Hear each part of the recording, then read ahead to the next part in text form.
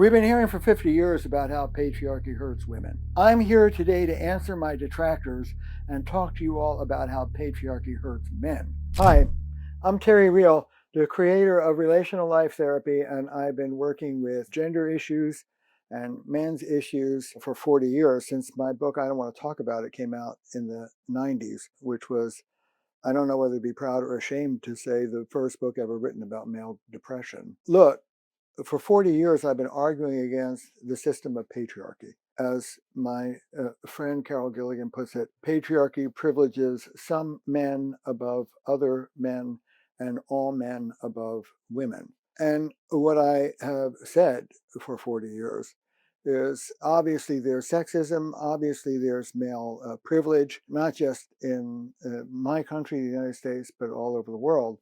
That is true. And that oppression needs to be taken seriously and corrected. I call that political patriarchy. Women in 9 countries, as I speak to you, can legally be stoned to death if they cheat on their husbands. Guess what? That rule does not apply to both sexes. So obviously there's oppression of women all over the world and throughout history. My concern as a psychotherapist is what I call the psychological patriarchy. And psychological patriarchy has 3 rings.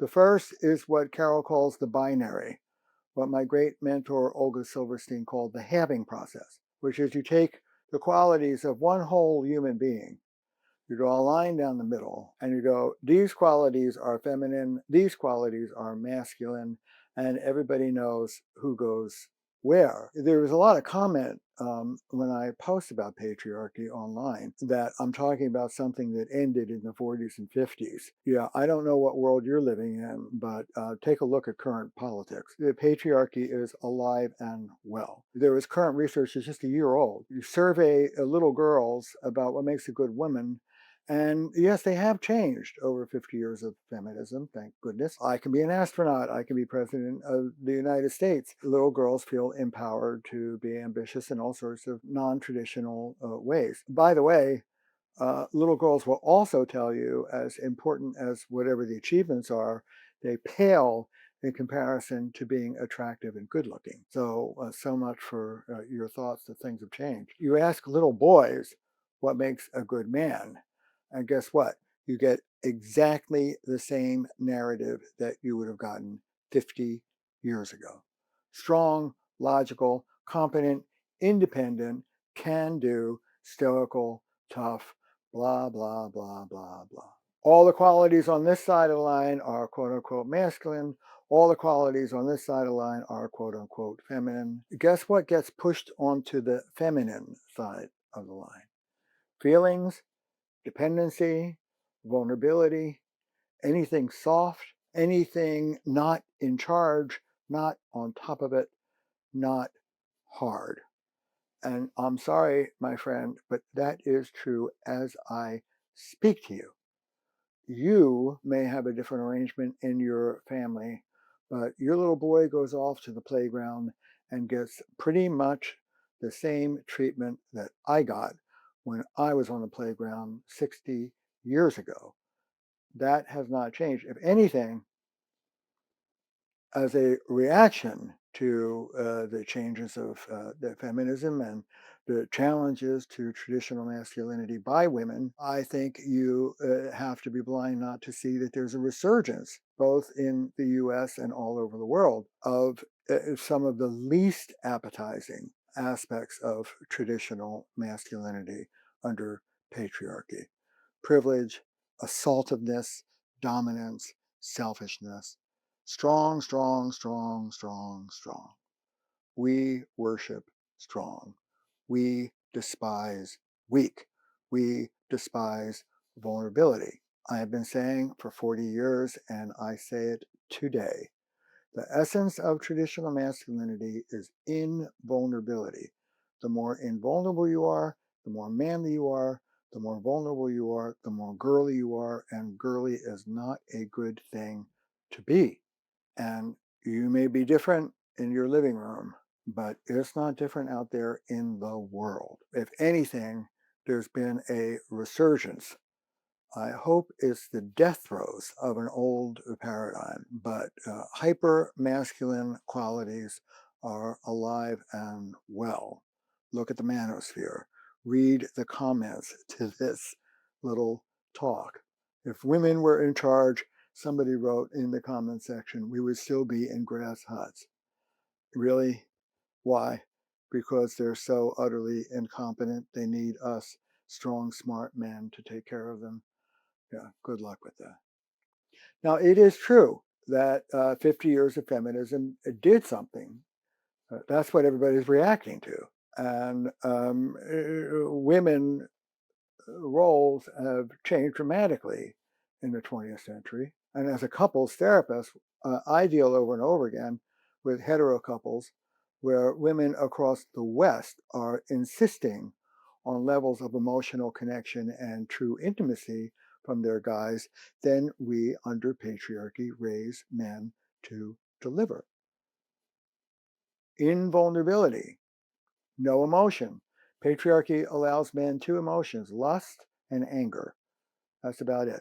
Nothing soft, nothing vulnerable. How can we human beings be intimate with each other and have no vulnerability at the same time? How can we be healthy and have no vulnerability at the same time?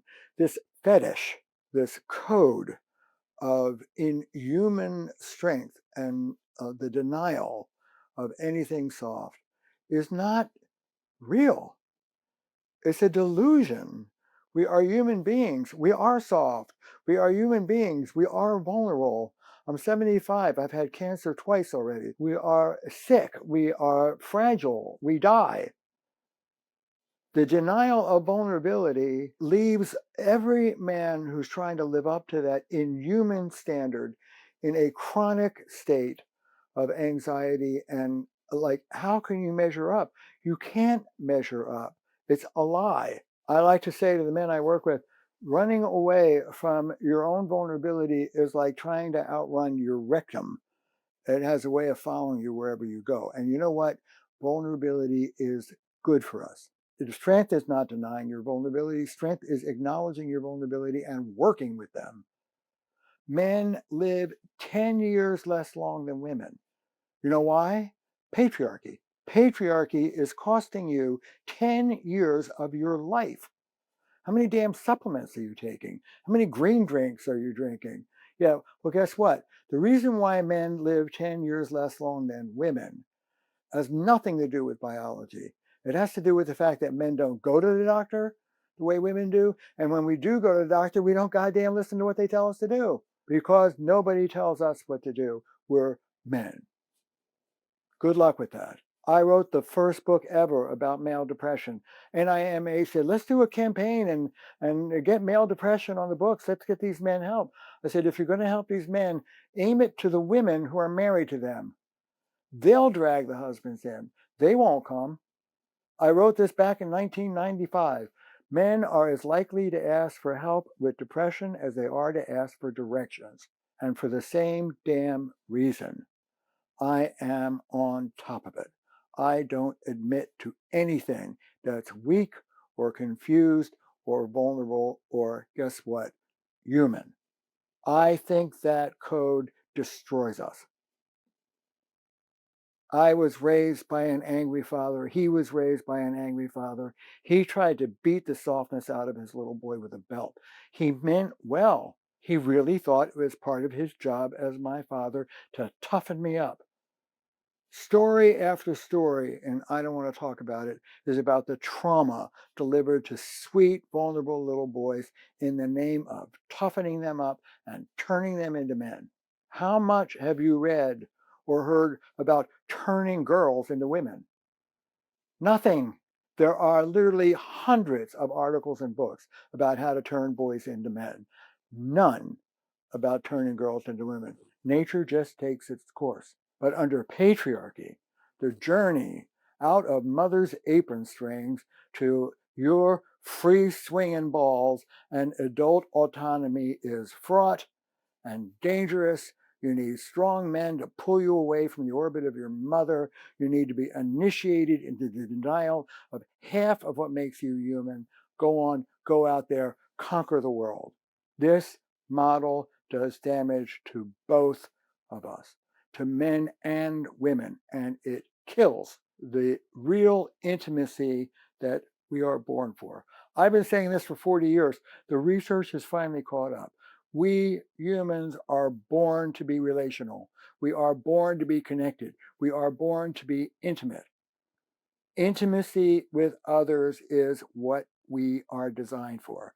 It is what keeps us physically healthy. The lack of intimacy is black and white research quoted by the Surgeon General of the United States under Obama. The lack of intimacy does as much damage to our bodies as smoking a pack and a half of cigarettes a day. Patriarchy kills intimacy. In order for men to open our hearts, listen to the people we love, do our best to become what I like to call a family man, someone who rises to the occasion, someone who opens their heart and can be kind and compassionate as well as strong. That person reconfigures what it means to be a man. In my couples therapy and all RLT couples therapists around the globe, when we help men come down off their high horse, listen and give, we are asking nothing less of them than to reconfigure what it means to be a man itself. This is revolutionary work. You want to join the revolution?